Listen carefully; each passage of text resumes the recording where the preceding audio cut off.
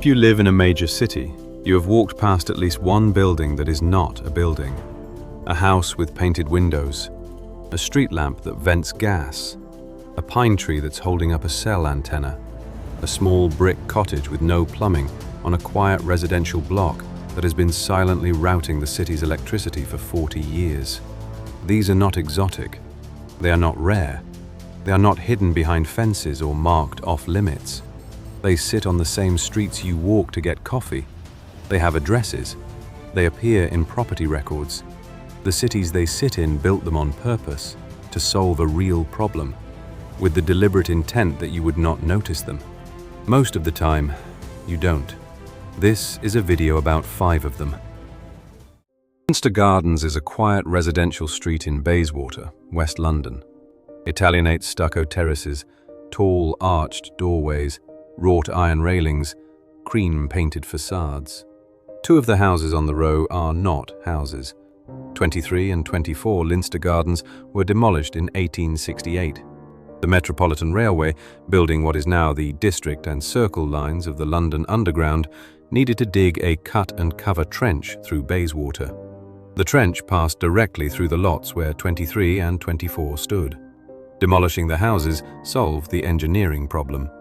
It created a different problem. The street looked wrong. 2 missing teeth in an otherwise continuous Victorian terrace. The Metropolitan Railway solution was straightforward. They built a fake. A 5-foot-thick facade was constructed where 23 and 24 had stood. From the front, identical to its neighbors. Identical Italianate detail, identical paint, identical balcony railings, identical doorways. The windows are painted on. The doors do not open. There is no interior. Behind the facade is the open trench of the railway. The fake was finished in 1868. It is still there. For more than 150 years, residents and visitors have walked past 23 and 24 Leinster Gardens without noticing. Letters have been sent to the address by accident. Pranksters have sent pizzas. The address shows up in tax records. On April 10, 1975, the facade was given Grade 2 listed status by Historic England. It is now legally a protected historical structure. It is also still a fake. If you walk to the back of the block, behind the row, the illusion ends. There is a railway cut. There are tracks. There are trains. The thin shell of a Victorian terrace is the only thing separating the cut from the residential street on the other side. Trains still pass beneath it every few minutes. The District and Circle lines run the same route they did in 1868. The trains are different. The infrastructure is different. The fake terrace is the same one. Most Londoners have never noticed it.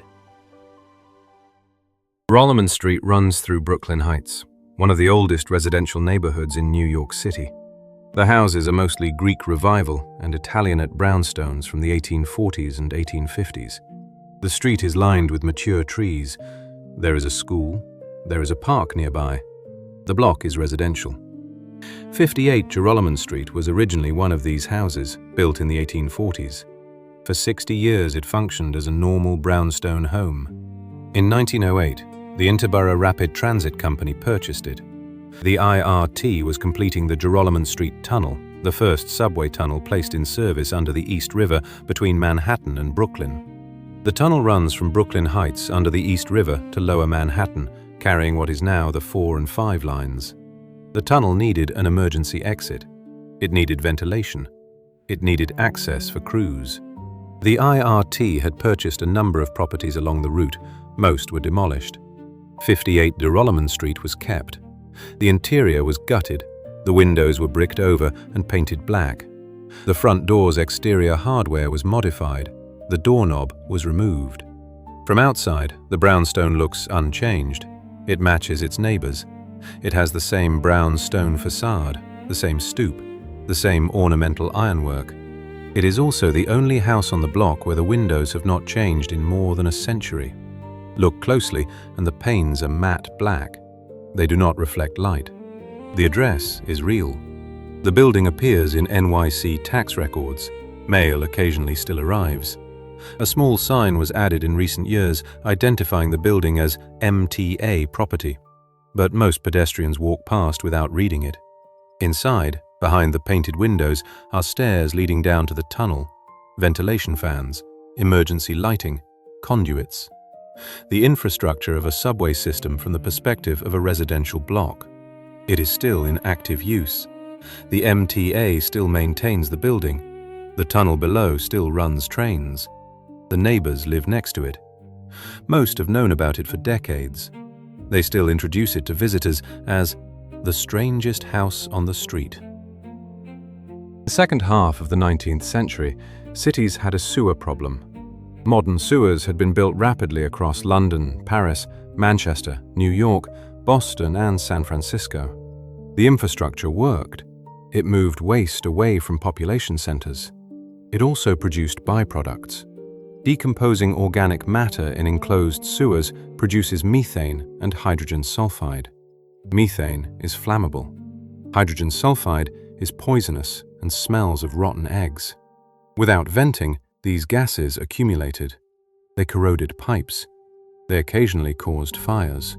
Cities needed to vent the sewers. The vents needed to release gas above the level where pedestrians breathed. The standard solution was a vertical pipe, roughly 30 feet tall. A 30-foot pipe sticking out of a residential street is not a thing 19th century city planners were comfortable with. The solution was disguise. Across Britain in the late 1800s, sewer vents were built to look like ornate cast-iron street lamps. Hollow columns, decorative bases, ornamental finials. They appeared in catalogues alongside actual street lamps. Many were installed by the same foundries. The lamps were not lamps. They had no gas line. They had no light. The crown of the column ended in vents disguised as decorative grills. They became known informally as stink pipes. In Britain, hundreds of stink pipes still stand, many in London, several in Manchester, a documented row in Edinburgh. Some are in active use, still venting modern sewer systems. Some are decommissioned but never removed. A few have been Grade 2 listed. In the United States, the practice was less common but not absent. Boston has documented examples. San Francisco has them on hills above old combined sewer systems. Toronto has a small number. Most of these cities do not maintain a complete public registry of which street lamps are stink pipes. The records were either lost in the 20th century or never centralized in the first place. Local historical societies and urban explorers have catalogued some. Many remain unidentified. A stink pipe looks identical to a street lamp from a few feet away. Up close, it has a hollow ring. Listen carefully, and you may hear the faint draft of moving air. In some cities, in cold weather, you can see a thin plume of vapor rising from the top. You have probably walked past one. Likely several, possibly many. If your city has a sewer system that predates 1920, the lamppost on your block is potentially venting the city's underground gas right now. You probably never looked up. First commercial cellular networks launched in the United States in 1983. By the late 1990s, demand for coverage required tens of thousands of new transmission towers. Communities pushed back. Cell towers were ugly. They were 100 to 200 feet tall. They appeared on highway shoulders, beside churches, on rooftops, in residential subdivisions. The cellular industry's response was concealment. Stealth tower manufacturing emerged as a sub-industry. One specialist company, Stealth Concealment Solutions, is based in Charleston, South Carolina, and has been operating since 1992. Companies like this manufacture the disguises that let cell sites pass as trees, steeples, flagpoles, silos, chimneys, and water tanks. The catalog includes pine trees, steel armature wrapped in molded plastic branches with attached needles, used in temperate forest regions. Palm trees, steel armature wrapped in synthetic palm fronds, used in Florida, Arizona, Southern California. Saguaro cacti, steel armature shaped like a Sonoran saguaro with concrete textured surface, used in Arizona. Church steeples, built into existing church towers or as standalone fake steeples on lots that look like small chapels. Water tanks. Cylindrical cell towers disguised as municipal water tanks, sometimes with logos painted on. Flagpoles. Internal load flagpoles that hide antennas inside the column. Silos. Cylindrical white towers that look like agricultural grain silos, often placed near rural roads. Lighthouses. Documented examples on Long Island. Chimneys. Brick-clad antenna towers built to look like industrial chimneys on the outside of warehouses and factories. The disguises are typically 2 to 3 times the cost of a normal tower. Cellular carriers pay the premium because the alternative is community opposition that delays or kills the installation entirely. Quality varies. Many are obviously fake on close inspection. Pine needles too uniform. Palm fronds the wrong species for the region. Cacti without thorn detail. The good ones are nearly impossible to spot from the road. Tens of thousands are scattered across the United States. Most drivers have passed them on the highway without registering them. The next time you see a single pine tree in a parking lot, look up at the top.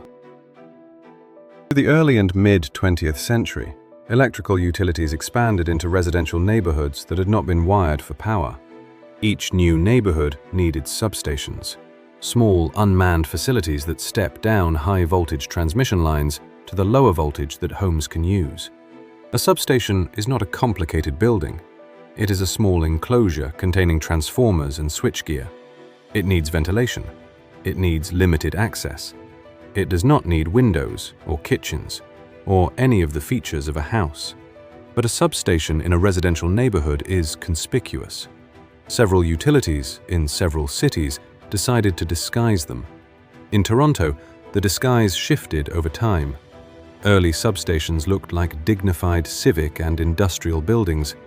After the war, Toronto area hydro utilities also built house-shaped substations, cottages, bungalows, and mansion-like shells that borrowed the architecture of the streets around them.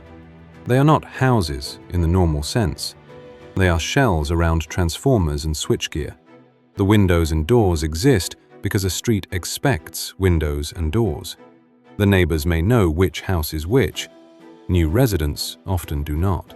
In London, several substations were disguised as period buildings. One in Notting Hill is built into what appears to be an ordinary 1850s townhouse. It has functioning Victorian-era ironwork on the facade. The interior is industrial. In New York City, similar substations exist in Queens and Brooklyn, hidden inside what appears to be small apartment buildings or warehouses. Con Edison maintains a small number that match the residential character of their blocks. The pattern is consistent. The utility builds the equipment to look like a domestic structure. The neighborhood absorbs it. The substation runs for decades, mostly without intervention. People who have lived on the street for years often know which house is the substation. People who have lived there for months often do not. A substation built in 1928 might still be running in 2026. The transformer inside is more recent. The disguise is original. The neighbors are several generations later.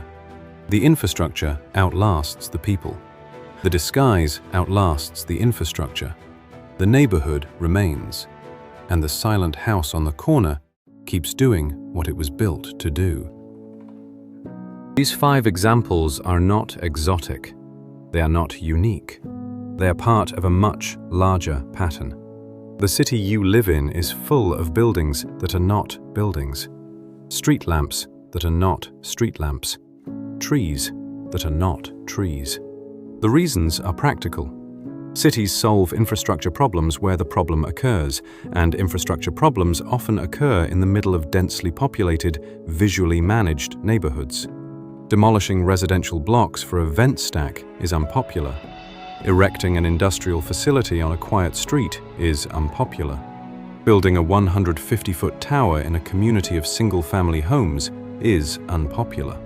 Disguise solves the unpopularity. The infrastructure goes in. The neighborhood does not visibly change. The city continues to function. The cost is that the city becomes a layered set of fictions. The street lamp is a vent. The brownstone is an emergency exit. The house is a transformer. The pine tree is a transmitter. You walk past these things every day. Most of them are not labeled. Most of them are not advertised. None of them is hidden in any meaningful sense. They're sitting on public streets, in public sight, performing public functions, and you do not notice them because you have been trained, by the disguise, not to look. The infrastructure is doing what it was always doing. The disguise is doing what it was always doing. The pattern is consistent across cities, across centuries, across continents. The next time you walk somewhere familiar, look at the things you have walked past your whole life. Some of them are not what they seem. You just have not been looking.